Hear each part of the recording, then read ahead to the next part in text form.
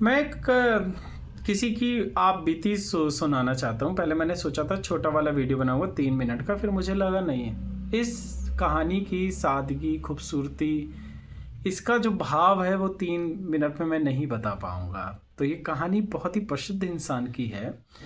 जब वो बहुत ही छोटे थे और उनका बहुत स्ट्रगल टाइम रहा था, उन्होंने जब अपने पिता को घर छोड़ा तो वो अकेले रहने लग गए थे और कमाते भी उस टाइम पे नहीं थे। तो एक दिन ऐसा आया कि उन्होंने 2 दिन से खाना नहीं खाया था। अब जो पहले जब इंसान को आत्मसम्मान होता है, पहले दिन वो थोड़ा-सा कहता है नहीं मैं नहीं झुकूँगा, मैं करूँगा, कुछ करूँगा। दूसरे दिन भी अगर खाना नहीं मिलता उसकी थोड़ा-सा आत्मविश्वास और कम होता है, उसका सेल्फ एस्टीम और कम होती है। और जब तीसरे दिन जब उनको खाना नहीं मिला, तो उन्होंने सोचा उनका कोई एक दोस्त है जिसका अपना काम है, वो उससे जाकर उससे खाना माँगेंगे। मैं समझ सकता हूँ कि वो कितना दुःख भरा दिन रहा होगा या कितना वो इंसान असहाय होगा कि उसने ये आखिरकार डिसाइड करा कि ठीक है, वो अपने दोस्त से, वो एक दूर दोस्त रहता था, उसी शहर में दूर रहता था, तो उससे वो खाना माँगने जाएँगे। तो वो चर्च गेट से बस लेते हैं, विदाउट टिकट बैठते हैं क्योंकि पैसा तो उनके पास है नहीं।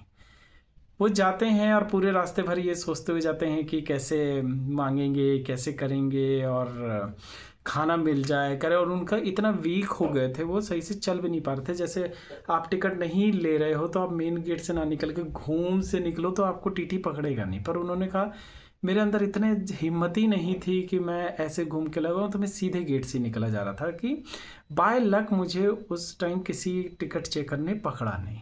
लेकिन जब मैंने स्टेशन से बाहर निकल के देखा तो उसकी दुकान बंद थी।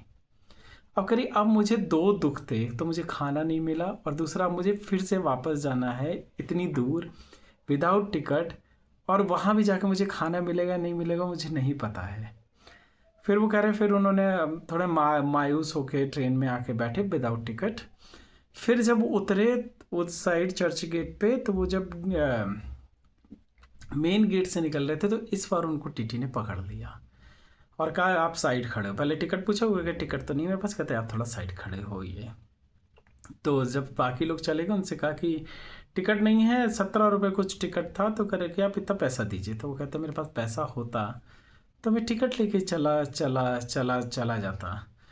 तो वो कहते हैं फिर अगर पैसा नहीं है तो फिर हम आपको जेल में डालेंगे।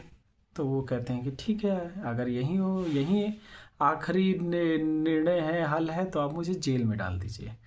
तो कह रहे वो टिकट चेकर ने मुझे एकदम से ऐसे देखा कि अरे, उसने कहा कि तुम कितना पढ़े हुए हो। उन्होंने कहा मैं ग्रेजुएट हूँ। और वो फिर कहते हैं कि फिर तुम्हें ऐसा क्या मजबूरी रही कि तुम टिकट कहाँ जा रहे थे, क्या पूछा उसने। तो कहते हैं मैंने 2 दिन से खाना नहीं खाया था और मैं अपने दोस्त से खाना मांगने जा रहा था। तो कहते उस टीटी की आंखों में एकदम से मेरे लिए इतना पिटी पिटी फील करा, उसने मेरे कंधे पे 2 बार ऐसे हाथ मारा और कहा कि बेस्ट ऑफ लक, और मुझे जाने को कहा। कह रहे कुछ महीनों बाद मेरे को काम मिल गया और मैं काम करने लगा। फिर मैंने, जब मुझे काम मिल गया, जब मेरे पास 17 रुपये आ गए या देने के लिए मेरी बहुत बड़ी हैसियत थी कि मैं 17 रुपये दे ही सकता था, मैंने उस इंसान को खोजने फिर से चर्च गेट पे गए गए गए गए गाया कि मैं उसको एक बार बोलूं कि आप उस दिन इतने काइंड रहे मेरे लिए, इतने विनम्र रहे। उसका मैं आज तक, मुझे वो याद है कहानी। आज वो 70 साल के हो गए थे जब मैंने उनकी कहानी सुन रहा था ये वाली। उस इंसान को 70 साल तक वो इंसान याद है। कह रहे वो इंसान मुझे मिला नहीं, मैं बहुत ही तहे दिल से उनका धन्यवाद करना चाहता हूँ क्योंकि एज पर अथॉरिटी वो जिस पोजीशन पे थे, उनको कोई ज़रूरत नहीं थी कि मेरे प्रति इतना काइंड होना, विनम्र होना, इतना प्रेम दिखाना। मुझे उनकी कोई आवश्यकता नहीं थी, उनकी कोई नीड नहीं थी। उनके हिसाब से जो वो कर रहे थे उस हिसाब से या तो मुझसे वो पैसा लेते या मुझे वो जेल में डालते या मुझे ह्यूमिलेट कर सकते थे या मुझे धक्का मार सकते थे। But he choose to be very kind toward me. और उनके इतना काइंड होने की वजह से मुझे भी थोड़ा सा मेरा दुख और कम लगा। अगर मेरे उस टाइम पे मुझे और कोई चीज़ दुख मिलती या मुझे वो ह्यूमिलेट करते या मुझे मारते तो मुझे और दुख होता अपने ऊपर। तो हमेशा ये कहा जाता है कि आप जिससे भी मिलें, जिससे भी आप बातें करें, जिसको भी अनजान हो, अपना हो, जिससे भी हो, आप बहुत विनम्र और बहुत ही प्रेम से, बहुत ही काइंड होके उनसे मिलें, क्योंकि आपको नहीं पता वो अपनी ज़िंदगी में किस चीज़ से जूझ रहे हैं। और आप अगर काइंड होते हैं तो वो उस चीज़ को कैसे याद रखते हैं अपने जीवन में, आपका आप काइंड होना कितना उनको प्रभावित करता है, और वो पूरी ज़िंदगी आपके तहे दिल से शुक्रगुजार होते हैं।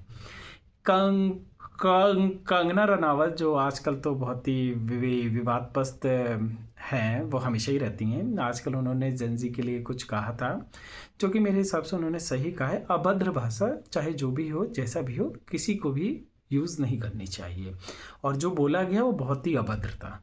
उनके इंटरव्यू में उन्होंने एक बार कहा था कि मुझे एक ने कहा था कि तुम्हें ज़िंदगी हमेशा ये मौका देगी ये चूज़ करने के लिए क्या सही है और क्या ज़रूरी है। तुम हमेशा वो करना जो ज़रूरी है, क्योंकि बाकी लोग वो कर रहे हैं जो सही है। इस टाइम पे जब उसने टिकट चेकर ने उनको पकड़ा और उनसे उनका टिकट पूछा, वो चाहता तो वो अपनी अथॉरिटी के हिसाब से क्या सही है उस हिसाब से कर सकता था, पर उसने वो करा क्या ज़रूरी है। उस समय उसका प्रेम दिखाना, उस समय उसका आदर दिखाना, उस समय उसका उसके प्रति इतना काइंड होना ही ज़रूरी था। अब मैं उस शख्स का नाम बताना चाहता हूँ, वो है जावेद अख्तर साहब। मैं जावेद अख्तर साहब को सुनना मैंने बहुत लेट शुरू करा है, और जब मैंने उनको सुनना शुरू करा तो मुझे लगा वो कितने कर्णप्रिय हैं। उनकी बातें सुनना, उनके एक्सपीरियंस सुनना, उनके तजुर्बे सुनना, और उनके तजुर्बे से उन्होंने जो सीखा है वो सुनना बहुत प्रेरणादायक है। एक इंटरव्यू में उन्होंने कहा था कि ज़िंदगी में हम ये कहते हैं ये हमारे साथ अच्छा नहीं हुआ, ऐसा नहीं हुआ, मैंने इतना सहा, ये सहा, वो सहा, और मैं आज इस मुकाम पे पहुंचूं। नहीं, ये सब पैकेज है तुम्हारा। वो नहीं हुआ होता तो ये भी नहीं हुआ होता। तब मैंने अपने बाप का घर नहीं छोड़ा था तो क्या पता आज मैं जावेद अख्तर नहीं होता। तब मेरे बाप ने मुझे घर से जाते समय ना रोका होता और उसने मुझे प्रेम से गले लगा लिया होता, तो आज मैं ये जावेद अख्तर नहीं होता। आज मैं हूँ बिकॉज ऑफ दैट। तो ज़िंदगी पूरा पैकेज है, आपको होल हार्टेडली पूरा पैकेज एक्सेप्ट करना पड़ेगा। अगर आप अपनी सक्सेस को अपना मान रहे हैं तो अपने फेलियर को भी अपना मानना पड़ेगा। आप अपने सुख को अगर काउंट करें तो आपको अपने दुख को भी उतनी वैल्यू देनी पड़ेगी। तो जावेद अख्तर साहब, सलाम है ऐसे लोगों को जो अपने एक्सपीरियंस से, अपनी ज्ञान से और बाकियों को इंस्पायर करते हैं। और मुझे बहुत दुख है कि मैंने उनको बहुत लेट सुनना शुरू करा।